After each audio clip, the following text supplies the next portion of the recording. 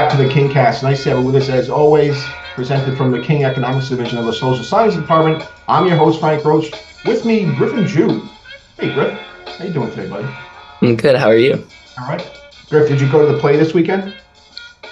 No, well, I was trying to go today, but I do have a lot of homework and studying to do. So Okay, school comes first, of course. Did you see the teaser in school the other day? I did. It was actually very Really, good. really, really great. I Yeah. had 4 tickets for the Saturday matinee, but unfortunately I was on the road and I couldn't get there. But I really wanted to see them. The teaser was great. Matthew Brown Yeah. as the guy sitting in the chair. It's Yeah. just phenomenal. And a lot of good performances there. I've heard good things about it already. All right, beyond that, let's go ahead and check in on our hot topics today. China's mercantilist machine is sputtering. GOP primary rolls along with Super Tuesday this week. We'll check in what's happening with the King community as always. We'll check lunch reviews for last week, preview lunches for this week. And as always, check on the key elements of economic data and financial market price action. Reaction to that data. Must know how the U.S. economy is performing. That's what we do in the economics world. Griffin, you're checking on China. China's having a real problem with their export machine. This really started during Trump's administration when he first began to place tariffs on China, but then really escalated after COVID when the world and certainly the U.S. realized how much we were dependent on China for so many things. So they've been struggling quite a bit since. What do you have to tell us about China? A potential repeat of the China shock looms on the horizon. In the late 1990s and early 2000s, a surge of inexpensive Chinese imports kept inflation low but caused job losses in domestic manufacturing. Now, China's efforts to boost its slowing economy by exporting more goods could create a similar situation. Unlike the original China shock, however, there's no booming Chinese demand to counter the effect. Their factories are producing an excess of cars, machinery, and electronics that their own consumers can't buy. Fueled by cheap government loans, Chinese companies are flooding foreign markets with these goods. This could lead to an even greater decline in inflation compared to the first China shock, as the disinflationary effect of cheap imports wouldn't be balanced by China's own demand for raw materials. However, there are opposing forces at play.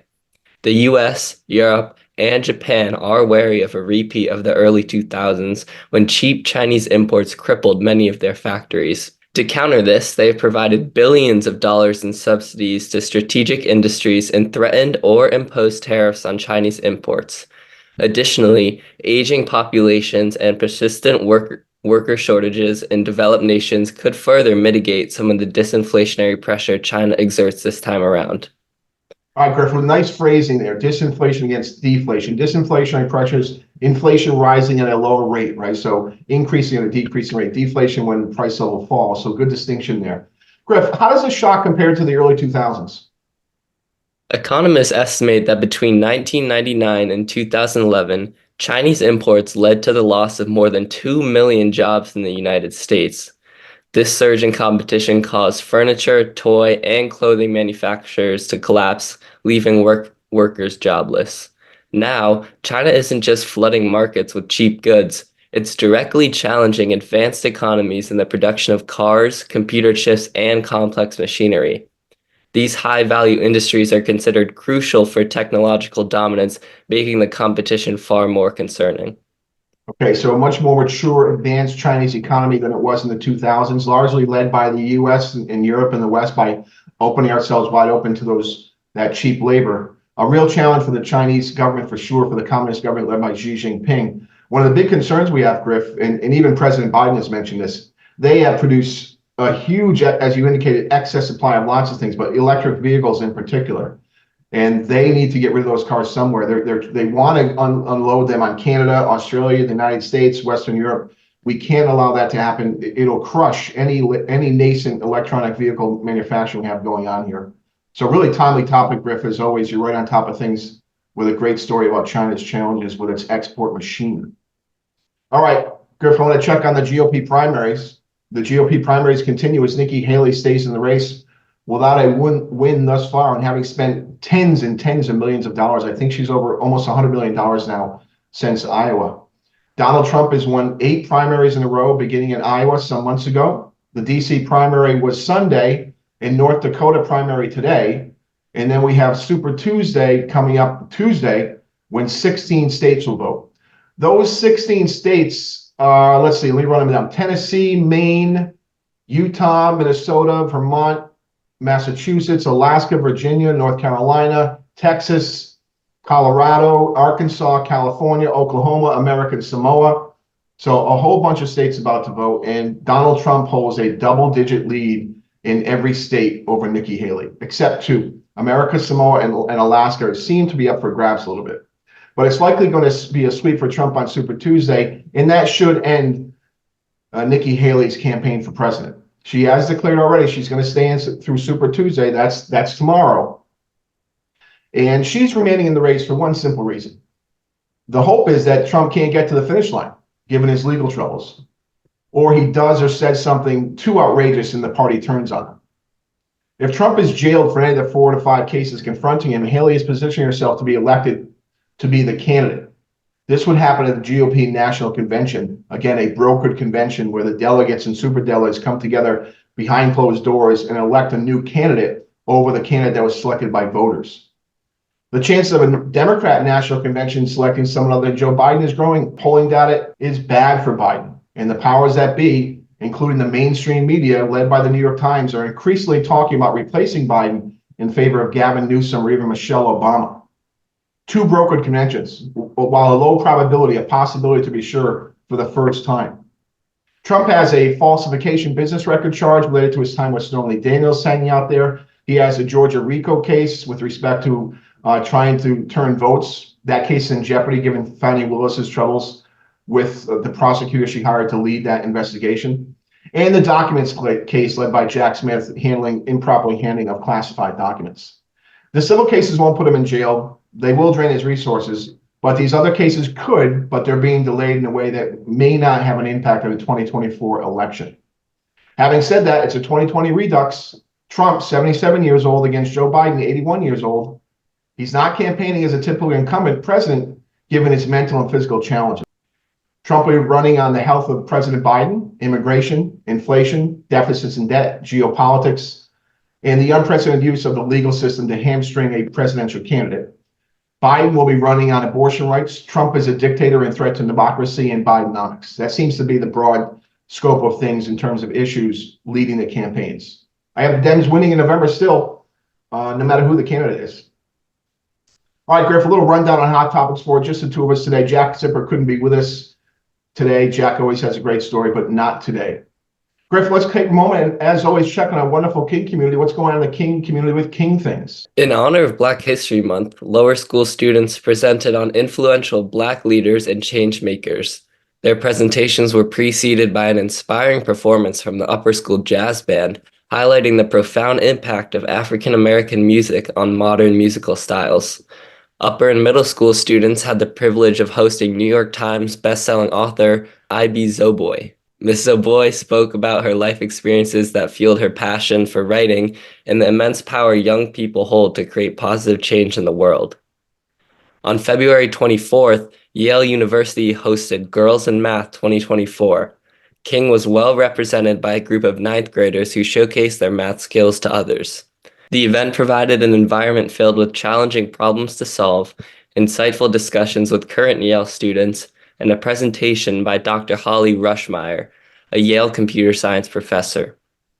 And finally, throughout the year, Spanish 501 upperclassmen have studied Latin American immigration to the U.S. This cross-disciplinary, inquiry-based approach not only enriched their Spanish vocabulary with relevant terminology, but also fostered a deeper understanding of the complex social and political forces shaping this issue. Well, that's an understatement for sure. We have just a mass of people coming across our southern border, even our northern border, up to 10 million people now. A real challenge for the country, to be sure, but interesting that the Spanish department is focusing on that as well. All right, nice catch up with King Things as always. Let's take a look at our lunch reviews and previews. We stalled this for a couple of weeks because we find that we have a rotating menu every 4 weeks and we don't want to get you too bored. As always, your shout out to our Flick crew, Junior Eswato, the rest of the team, helping us every day, feeding us with friendly faces. Don't forget to get your dishware and flatware back to the kitchen by 1 p.m.-ish, right? They don't want to do dishes after they close, and certainly not the next morning when they come in. And let's talk about the rampant line cutting again in the back hall for lunch. Don't cut in line. It's very rude. It's very disrespectful. Be nice to your friends. Let's rank the lunches, Griff. This past week, on Monday, we had grandma's meatballs with spaghetti. Tuesday was a lemon pepper rotisserie chicken with orzo pilaf. No lunch for you on Wednesday because it was a half day for us to have professional growth and development. Thursday was chicken pot pie with green beans and individual chicken pot pies, mind you. And Friday was turkey tacos with rice. All right, Griff, I didn't have the chicken pot pie and I didn't have the tacos. But if I were to rank the lunches, I'm going to go the meatballs, number one, really good. I love the meatballs. I went lemon pepper rotisserie chicken. I'll go the turkey tacos and then chicken pot pie. What'd you think? Did you eat it to school last week? Crazy, but the only lunch I had was on Tuesday, which was the lemon pepper rotisserie chicken. So obviously it was good. I would say that's the best. But Monday and Thursday I did have a panini, and Okay, you know your panini sandwich. Griff, now hold on. We've Friday. had some questions about this. Tell us about your panini. What's your go-to panini? Okay, so I have a panini and then I have a different sandwich. So my panini, if there's chicken, get some pretzel bread, chipotle mayo, some chicken, and then some provolone. And then my other one is I'm a really big chicken salad fan, so I'll Yeah. really just take chicken salad, put it in some bread, put a little pickle on Now, the do side. you crush that in the panini maker? No, I don't. Okay, that's just fresh and raw. Okay. Yeah. Okay, so now we know because I always get every week. In fact, people actually want to see you make a video of your panini creation. That's the question I get most often. Get Griff to make a video. And Griff, are you going out to lunch these days? Well, Friday was the day I went out when Ben and I, we ran into you in the parking Oh, lot. that's right. Where'd you guys go that day? We went to Open Rice. We had poke Oh, yeah. bowls. Okay, good. All right, let's check a preview of this week lunches, Griff. On Monday, we have pizza. Soup is turkey noodle. Tuesday, steamed lemongrass chicken with rice. Soup is a creamy potato leek. Wednesday, burgers with sweet potato fries. Soup is tomato and red lentil. Thursday, barbecue chicken thighs with rice pilaf. The soup is pasta fagioli. And Friday, tortellini with tomato sauce. The soup is a Tuscan vegetable.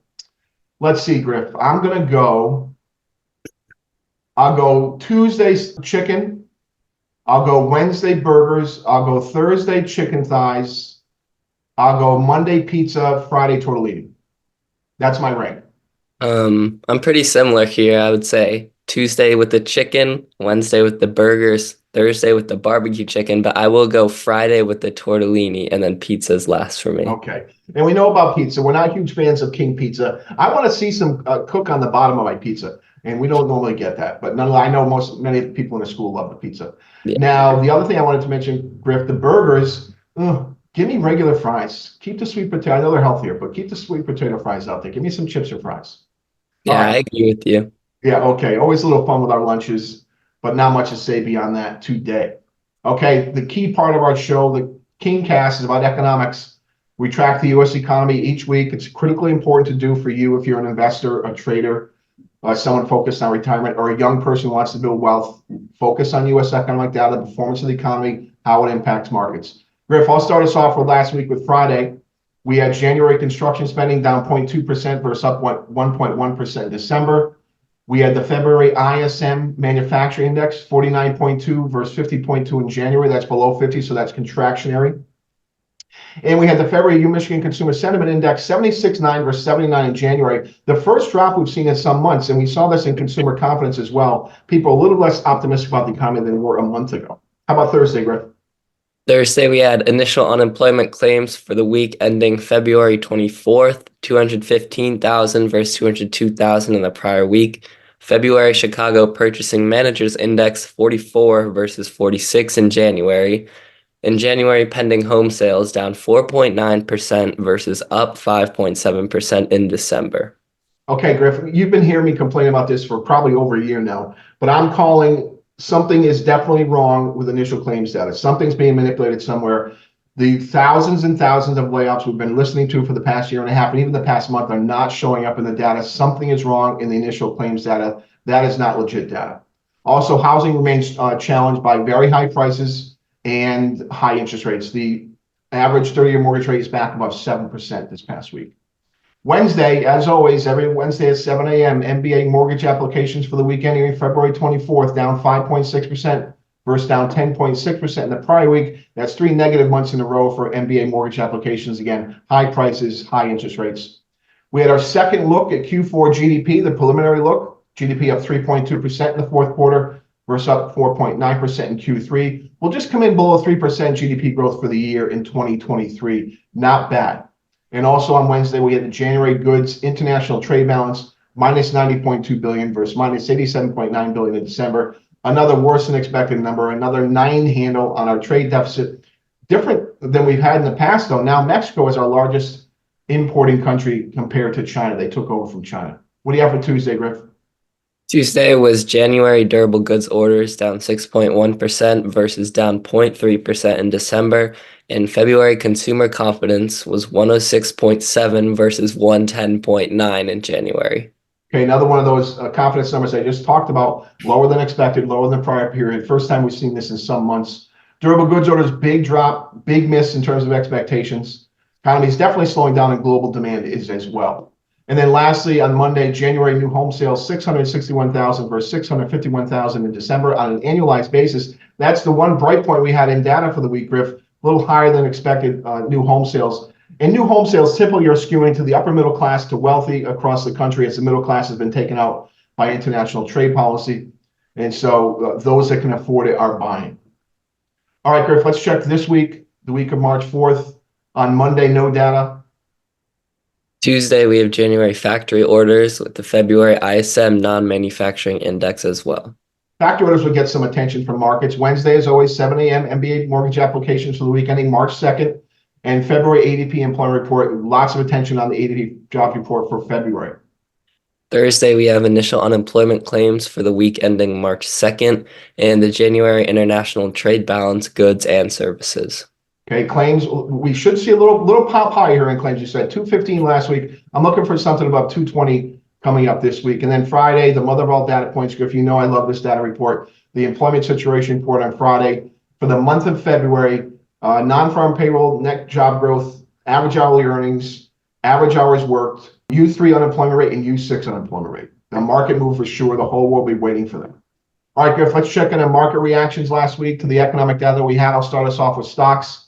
The S&P 500 opened the week at 5,092, another record week for stocks. The high for the week was on Friday, 5,139. That's the record.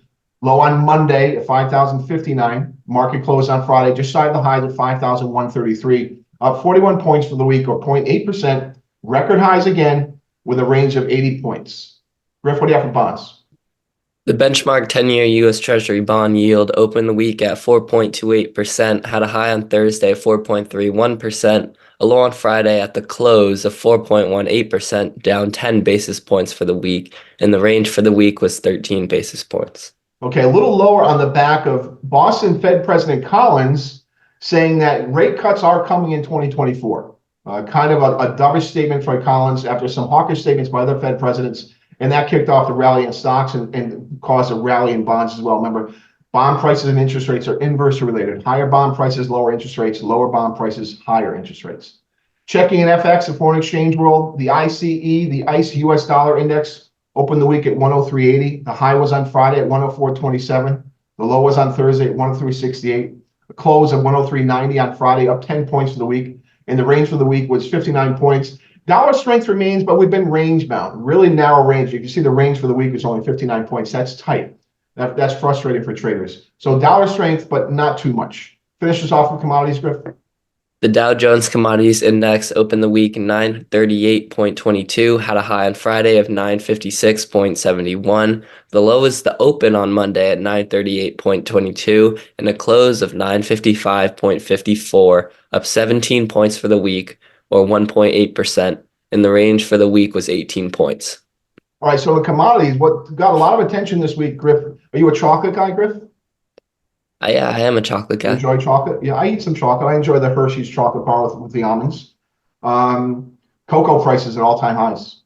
Really challenging for the chocolate industry, and supplies are reduced as well, so we can expect higher prices coming for our chocolate treats. All right, so for the week, stock prices higher again. Those of you who listen to the show, you know I've been selling rallies now for some months, and I've been stopped out. I'm looking for a place to sell this rally somewhere. Every time we reach a new high, I'm looking to sell rallies. Haven't done it yet, but there's going to be a pullback here shortly. Lower interest rates, the U.S. dollar was stronger, and lower commodity prices. Griffin, let's get out of here with some friendly reminders. Do your reading. Do your homework. Come to class prepared. Use your blinker when making turns or switching lanes. Stop signs mean stop.